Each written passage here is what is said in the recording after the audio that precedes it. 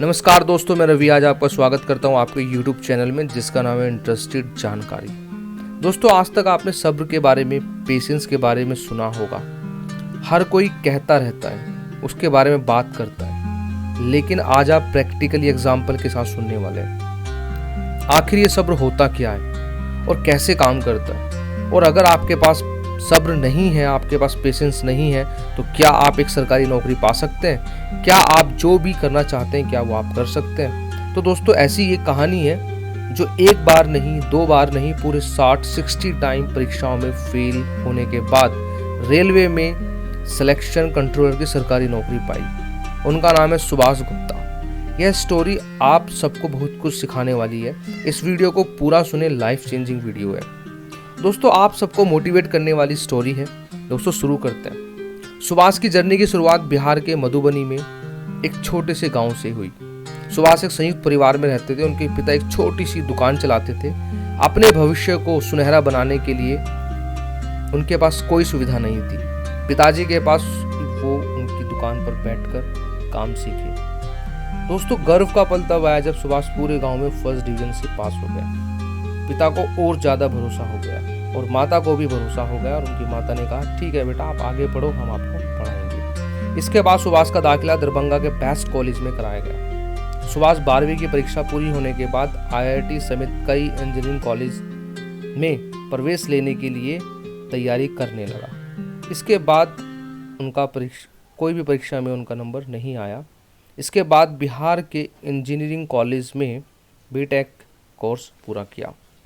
दोस्तों, सुभाष के पिता अक्सर कहते थे, पढ़ो, मैं तुम्हारे साथ हूँ, और यही एक चीज़ थी जो उन्हें हिम्मत देती थी। लेकिन समय हमेशा एक जैसा नहीं रहता, वो हमेशा बदलता रहता। और अचानक से एक दिन उनके चाचा का फ़ोन आया और उनके चाचा ने कहा कि बेटा, आप जहाँ पर भी हो आप घर आ जाओ। उन्हें ऐसा लगा कि शायद दादाजी बीमार रहते हैं, वो पैरालाइज्ड हैं, तो शायद कुछ हो गया होगा, इसीलिए चाचा बुला रहे हैं। लेकिन अचानक से उनको पता चला कि उनके पिताजी इस दुनिया में नहीं रहे। सुभाष के जीवन का सबसे कठिन वक्त था।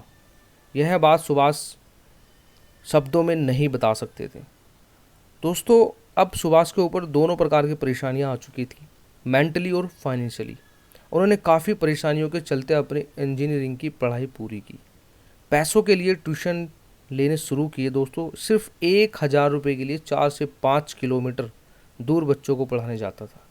सुभाष ने अपनी इंजीनियरिंग 2014 में पूरी कर ली, लेकिन इसके बाद उन्हें कोई नौकरी नहीं मिली। काफ़ी मेहनत करी पर नहीं मिल पाई।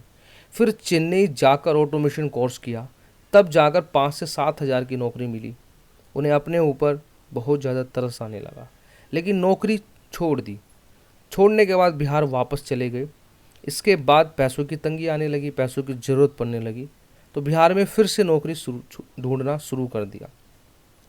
सुभाष ने सोचा, इसके बाद एक कोचिंग सेंटर में उन्हें नौकरी मिली मैथमेटिक्स पढ़ाने के लिए। दोस्तों, मैथ्स काफ़ी मजबूत हो चुका था, क्योंकि दुकान पर बैठकर भी वो बच्चों को मैथ्स ही पढ़ाते थे। दोस्तों, यह समय 60 बार फेल होने के बाद वो सरकारी नौकरी मिल गई। ये कैसे संभव हुआ, जानते हैं। सुभाष ने बैंकिंग, रेलवे, SSC की परीक्षाओं को बहुत अच्छे से समझा। दोस्तों, इन परीक्षाओं के बारे में सुभाष को कुछ खास नहीं पता था, लेकिन जानने की कोशिश की। दोस्तों, सुभाष ने लगातार एग्ज़ाम दिए, जैसे कि IBPS, RRB clerk, RRB, SBI, railway, SSC, LIC, AO, जो अमूमन सभी जो परीक्षाएं जो हमारे इंडिया में होती हैं, उन सभी के लिए इन्होंने फॉर्म भरा। मिला क्या? सिर्फ रिजेक्शन और फेलियर। परीक्षा दी और साथ में फेल होते चले गए। दोस्तों, सुभाष को महसूस हुआ कि कुछ अलग रणनीति बनानी होगी। सुभाष ने अपने आप से पूछा, क्या मैं तैयार हूँ एग्ज़ाम देने के लिए? इसके बाद पढ़ाई को गंभीर लेना शुरू कर दिया। दोस्तों, लगातार परीक्षा देता रहा, फेल होता रहा और सीखता रहा, आगे बढ़ता रहा। फिर एक दिन ऐसा आया कि RRB NTPC की परीक्षा में सिलेक्शन हो गया, वो भी 139 रैंक के साथ। दोस्तों, लगभग 20 लाख से भी ज़्यादा लोगों ने इस परीक्षा में आवेदन किया था।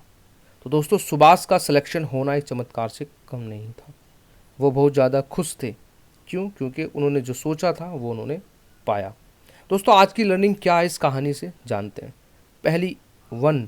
दोस्तों सब्र सरकारी नौकरी पाने के लिए बहुत ज़्यादा ज़रूरी है। 2।